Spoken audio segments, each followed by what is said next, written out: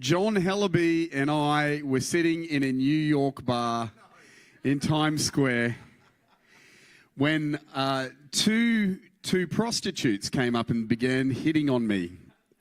And I was sitting at one end of the table, and if you're unfamiliar with how prostitutes in America work, they have a heavy over in the corner who's loaded, like as in he's got a gun. He's over in the corner, and if you don't buy them drinks, they'll come over and they'll manipulate you. Well, at the other end of the table was John Hellaby, and he's one of the biggest He's one of the biggest men I know.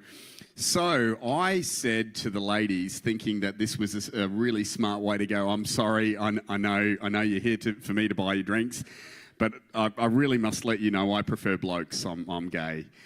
And so they sat there and they're like, you're not gay, no. And I said, yeah, I am. My boyfriend, John, he's down the end of the table. And so they've looked down, and the biggest guy they've ever seen is John. He's bigger than the bouncer that they have down there.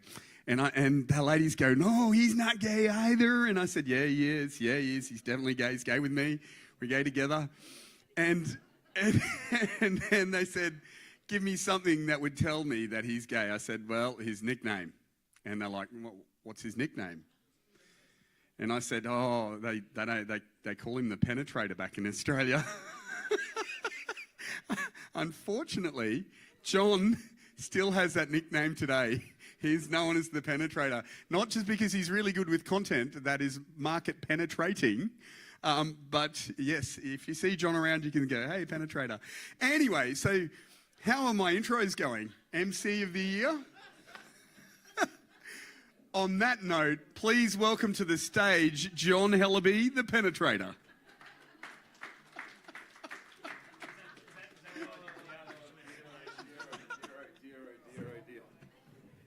The worst thing about all that is that the table was really, really long, so I had no idea what was going on, completely and utterly naive.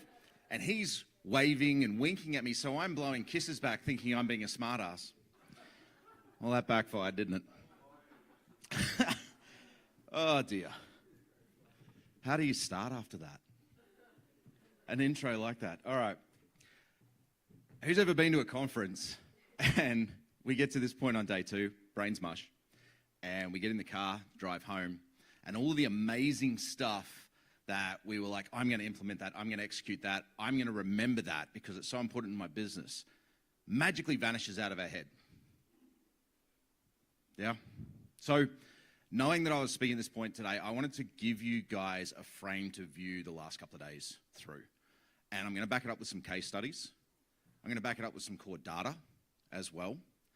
And I'm going to back it up with a key takeaway for you guys to walk away so that when you're evaluating, going back over your notes, you're trying to remember everything, you have something that you can use as a measuring stick for what you should actually implement and what you should execute first. Okay? Now, there's probably no point to this intro slide anymore. I mean, me claiming that I'm a Barbie icon after that introduction kind of has a whole different meaning.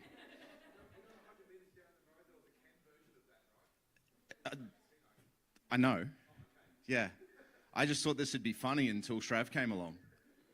So let's just move on. All right.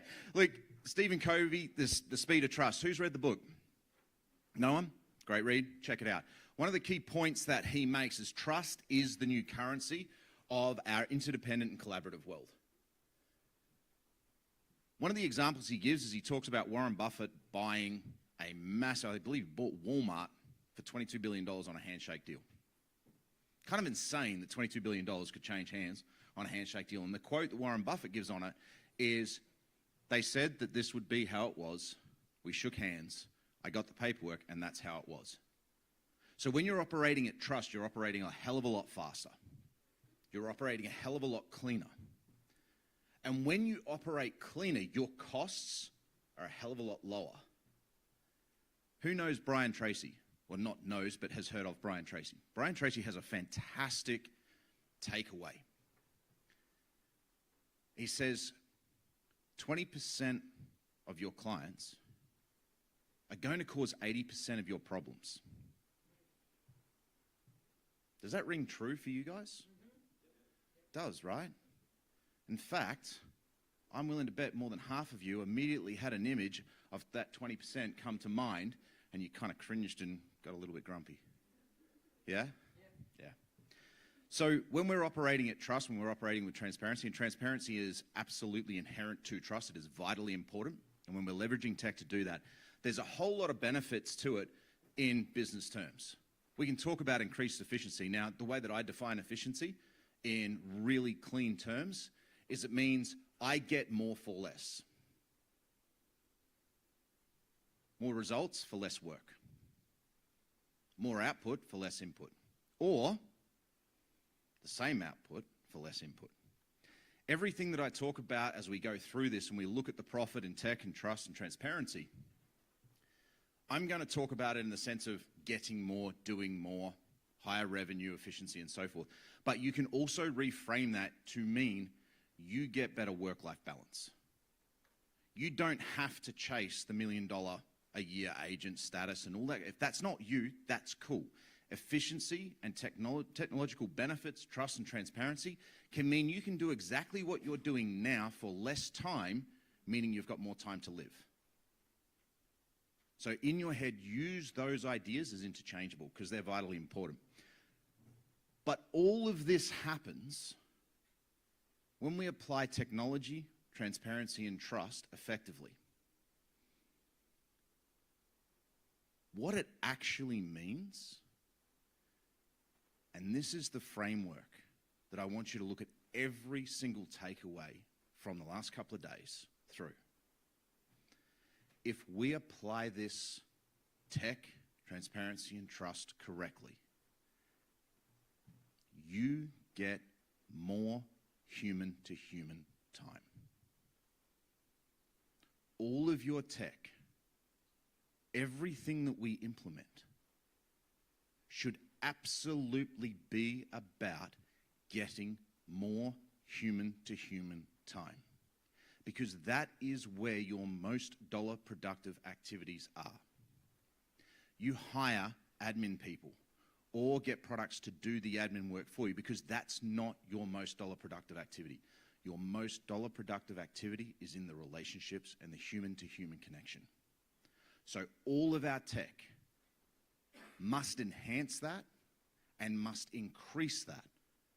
Otherwise, we're losing. Does that resonate with everybody? Yeah. All right, let's look at a case study that does exactly that. Chris Gilmore is one of MarketBuy's power users. In fact, we've got a second case study about him a little later on. He's put over 500 sales through the platform. So there's going to be a couple of amazing case studies when you're doing that kind of volume. But Chris hadn't actually ever crossed 200 sales before. Not in his career. And in 2022, he put every single sale through MarketBuy for the efficiency aspect and increased his volume by 26.4%. Took his highest ever year from 189 sales to 236.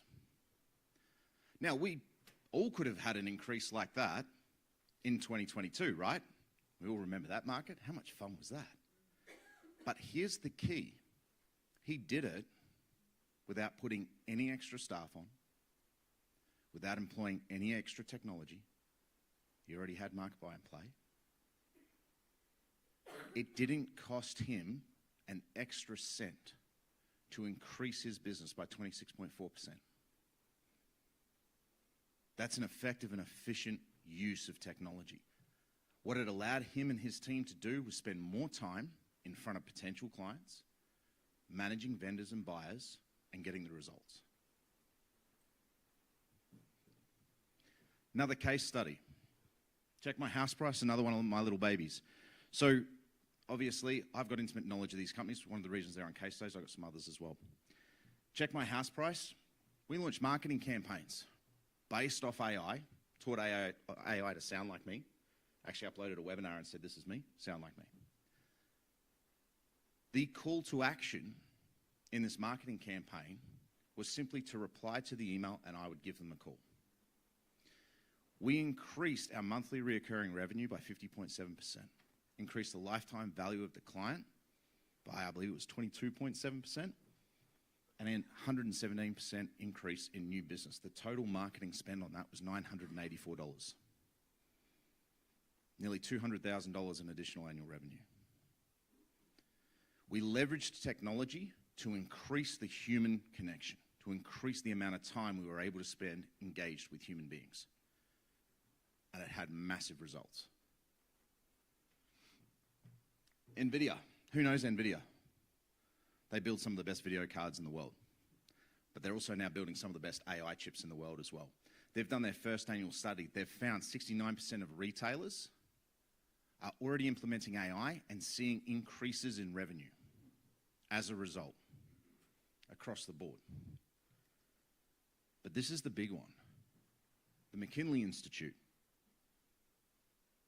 They've found AI could increase profits in business by $2.6 to $4.4 trillion annually. That's a big number, isn't it? Does anyone actually understand how big a trillion is? Just 1 trillion? What about a billion? Let's put it in perspective. 1 million seconds is roughly about 11 and a half days.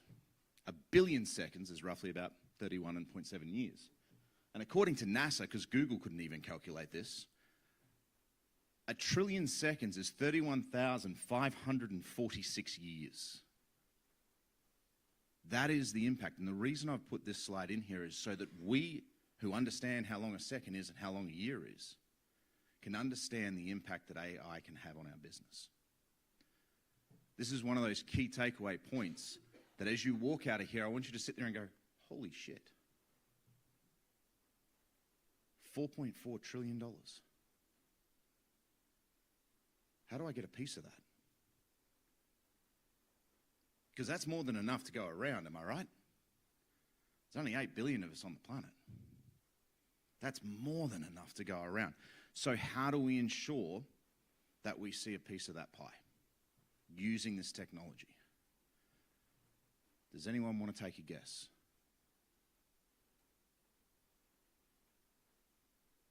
People hire people, and people will continue to hire people. That human-to-human contact is so vitally important, particularly in our business and what we're doing. Every piece of tech that we use should enhance that human connection. Because people will continue to hire people until such time as the human becomes a poor substitute for the technology. Until such time as the human becomes a poor substitute for the technology. Can you create a better relationship than ChatGPT right now as a human? Yeah, you can. Absolutely you can, because you know what ChatGPT can't do and cannot understand? Why I'm crying that the Vikings didn't draft the quarterback I wanted. You can. Well, if you don't follow NFL, it might be. But you can understand that I like sport, and I'm upset about a sport result. Right? You can understand that emotion. You can understand, you can empathize with me. And that's the key point. But fundamentally, using tech to build relationships can be challenging because we have to create a situation of trust. We have to create opportunity for trust. And how's our trust status out in the marketplace right now?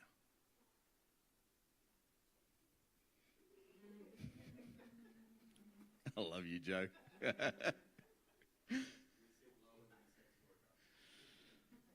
Yeah, maybe you should have recruited 2 of them in New York, Pete. It's undeserved. It's unfair. There's no more bad actors in real estate than in any other industry. I can tell you that. The numbers have been done. But because we're dealing with people's biggest asset, because it's an emotional thing, and because legally you have to act in the best interest of the sellers, which puts you in an adversarial position to the buyers, that creates an opportunity for conflict, miscommunication, and mistrust, which creates headlines for news organizations who love to come after a real estate agent. So how do we overcome that? We have to provide opportunities and create opportunities for trust. And the absolute best way to do that is through transparency. If we are operating transparently, we've got nothing to hide. If we've got nothing to hide, there's no reason for suspicion and mistrust, is there? But not only that, we can enlist our clients on the journey with us to sell their property. They can see the direct line between action and result. If you think about listing presentations in particular, how often is an agent able to actually demonstrate and show a direct line between actions and result? And I mean show, not tell. There's a monumental difference between show and tell. I can tell you I'm the greatest person on the planet. I can tell you I can fly. I can tell you that under this is a Superman spandex suit. You're not going to believe me until I show you. Don't worry, I'm not going to show you. I couldn't fit into a Superman spandex suit anyway. That's not going to be comfortable. But you understand my point, right? So traditionally, we've had, and we talked about this yesterday, we've had two main methods to build our position in the market or gain market penetration, as Pete so lovingly pointed out at dinner last night. Those were spending a hell of a lot of money or time in market. Now we have the opportunity to provide value and transparency at scale, which is significantly faster and more cost-effective than anything that we've ever had previously. Once again, let's have a look at a case study. And again, it's Chris Gilmore. This is Chris's listing presentation. Chris walks in after every other agent's been in and has said, I'm the greatest at marketing. I'm the best negotiator. I have all the buyers. And he says, this is what we did for the house across the street. This marketing campaign led to this many buyers, this many offers. Here's the actual sales activity report. And he says, here's another one. This is the one across and up the street. This is the one from half the suburb over. This is the direct line to results. I've actually interviewed Chris on this topic, and he said, sometimes we're cheeky and we even turn around and say, hey, what did the other agents say? Oh, they're the best at marketing. They can get us huge numbers. Did you believe them? No, they're full of shit. What do you reckon about this? Well, it's evidence. You can do it because it's there. It's right there. So the demonstration of those results, the demonstration of what you do invisibly for the most part, and being able to make that visible, creates that direct line between your actions, your activity, and the results that you're promising to get. It's track record on a level that blows testimonials out of the water because you didn't put these offers in. The buyers did.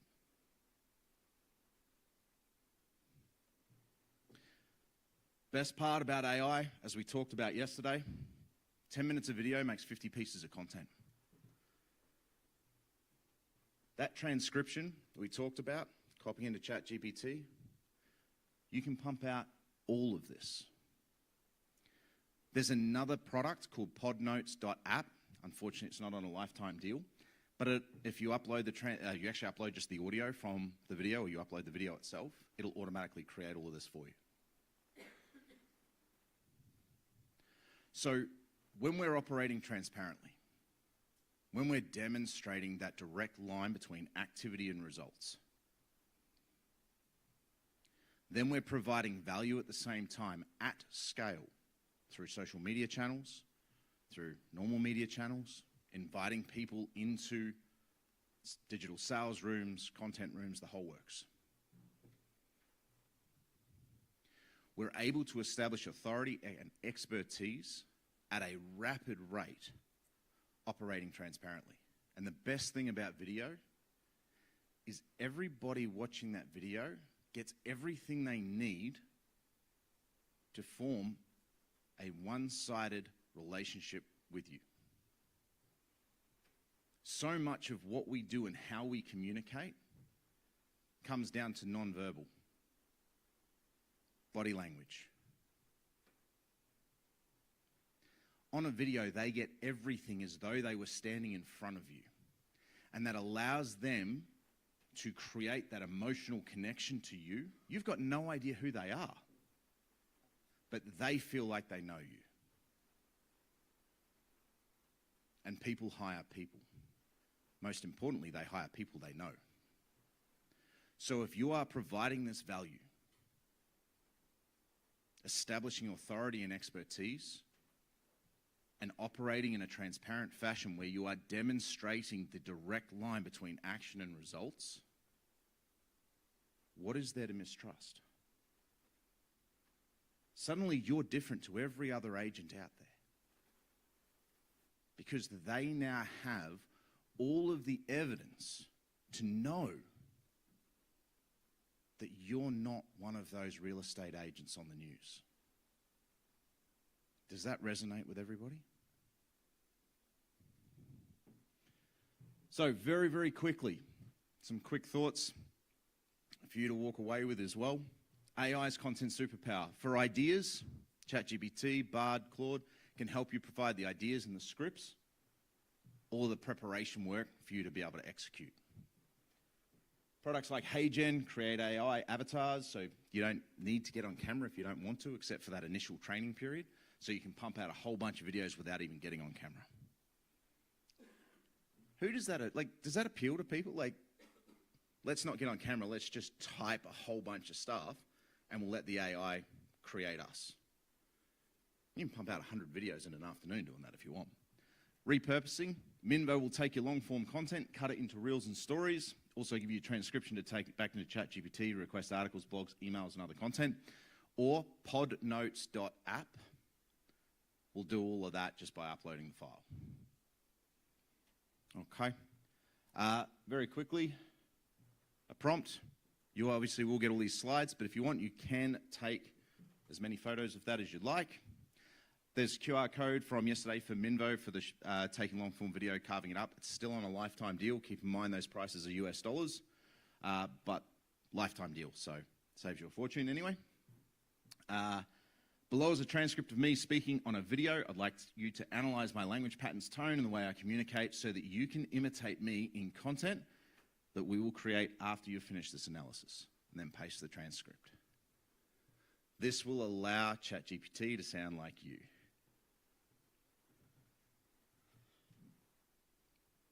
Oh, sorry. That QR code takes you to my TikTok where I've got the Minvo videos. This is the Minvo QR code. All right. Any questions at this point? I don't know how we're going for time. I just want to make sure you guys got that. Does that framework now help after everything that you guys have looked at over the last couple of days, knowing that, hey, everything that I want to implement, it's got to make it easier for me to get in front of people and then create. Does that help? Yeah? Fantastic. I'm staring at Pete. Do you want a question? Questions? I've got more of a statement. So one of the things that John really doesn't sell well about Market Buy is the fact that we spoke. I think we spoke yesterday about the different types of consumer. Do you remember we were talking about in real estate the salesperson and the landlord, who we have a fiduciary interest to. We have to care for those people. John comes from one of his platforms called Market Buy, which encourages transparency and trust, is actually really, really well liked by the purchaser. So we sit in an ethical vacuum as far as, you know, there are unconscionable agents always doing something that's wrong, and for whatever reason we get smeared with that as an industry. One of the things that his platform does is it actually appeals to the purchaser. And the question I've got for agents is, why the hell aren't we using it? Or what does it cost per transaction for Market Buy? We're actually Market Buy Unlimited is launched, so you're talking $100 a month, unlimited transactions per $100 agent, $300 for an entire office, unlimited agents, unlimited transactions. It rolls off the tongue. But to actually set an amazing industry example and have the purchaser understand exactly where they sit in the transaction, and you've also got the seller Market Buy is an unbelievable tool as far as I'm concerned. Yep, Joe. Oh, wait, I'll give you this. Here you go. No, just as further evidence of that, I've been using Market Buy since 2019. No, shut up, you. So far to date, and our average hold time of property is 7 years in my market. I've had directly 6 listings secured and settled from buyers that missed out using Market Buy. So basically, they were so impressed with how Market Buy dealt with them and how their sale or their buying process went, that was the experience they wanted their buyer to have. And so there's an interesting point very quickly on that, and we have the data on this. I typically don't put it on slides because as much as we've got the data, it's kind of a little bit unbelievable. Buyers don't hate the agent when they miss out on a property on Market Buy. Because Market Buy allows you to provide them with fair and equal opportunity to secure the property, if they miss out because someone else was willing to go higher, they go, I wanted the property, it sucks, but I at least gave it my best shot and someone wanted it more. Oh. I just wanted to add to that. I've used it as well, and a lot of buyers don't trust that you have actually given the offer to the vendor. But in Market Buy, the vendor has their own login and they get notified as soon as the offer is made. And so that is a selling factor to the buyer. It's going direct to them. So whatever offer you put in will be in front of them and we can go from there. So you don't feel as stressed about the negotiation process. It gives everyone confidence. Yeah, and Lee and I can be having a beer at Rick's Garage across the road, or a whiskey, as we have done, and my watch will buzz and it'll tell me that an offer has been made on 456 Smith Street. It's bloody brilliant. Any questions for him based on this, other than me pumping up his tyres? Because I shot him down at the start. I feel like it's only fair that I should say something nice about his platform, right? We've completely besmirched his sexuality. Not that there's anything wrong with that. Any questions from the peanut gallery?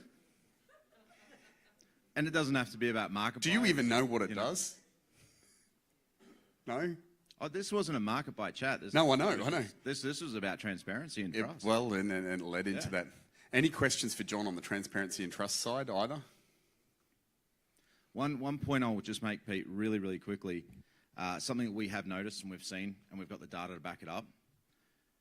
When you allow buyers fair and equal opportunity to secure the property that they want, do you know what happens? They get really aggressive. Buyers will actually go further than what they typically would because they get caught up in it and they know they have that fair and equal opportunity. One of the things that we looked to solve, and it's actually a psychological problem that a lot of people don't realize happens. When you put forward and you say, please put forward your best and final offer, the psychological thought process for the buyer shifts from what do I have to do to secure this property to what do I think I can get away with and get this property. So it gamifies it for them. And they start to go, if I offer this, I reckon I can probably get it for that, rather than going, I don't care, I've got to get it. When you bring that transparency into play and you give buyers fair and equal opportunity to compete for the property that they want, that all goes out the window and they just go, what have I got to do to secure this property? Which ends up with you earning a higher commission, the seller getting a better result, and a buyer who just paid a premium walking out going, that was awesome, I got the property that I wanted. And everybody wins.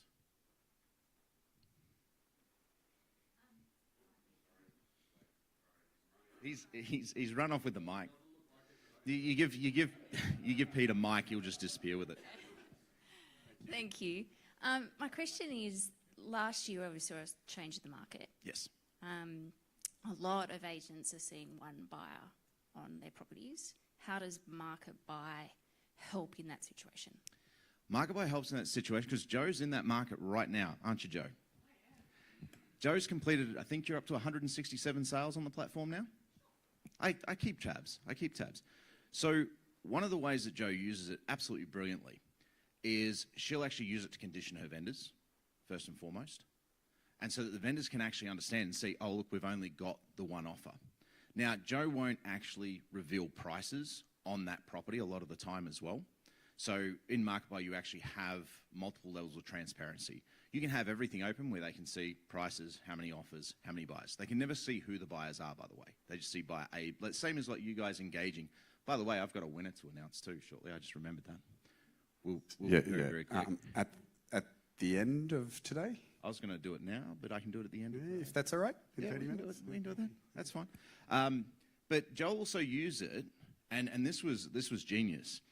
Joe will use it to actually test the market and determine how she needs to sell that property. Because particularly in a tough market, private treaty may not be the way to go. Auction may not be the way to go. It gives you the opportunity to go to market, test the market, see what the market's saying, and then decide your strategy and modify it partway through as well. At the same time, talking on a raw functionality and feature level, you have the ability to make a counteroffer to any buyer, whether you've got 1 or 10, and then have that negotiation just from your mobile phone. So you can still engage in the same way you would as an agent now without the tech to go back and forth. One last question. How does that dovetail into Victorian legislation? Which particular part? Well, she's from Victoria.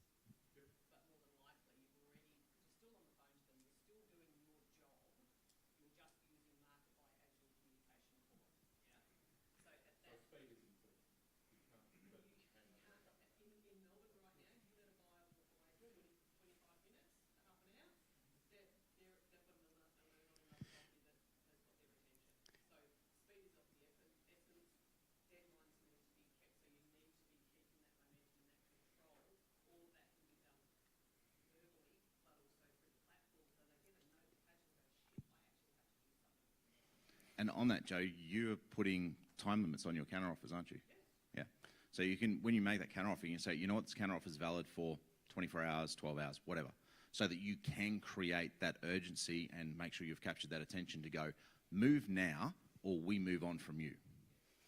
If you're online and you missed that, we were just having a technical conversation about how offers are made in Victoria. Carry on. Could you please give the man, the myth, the legend, the penetrator, a big round of applause, please? I'm never living that down. Thank you. You can take that one with you. Can you turn it off, though?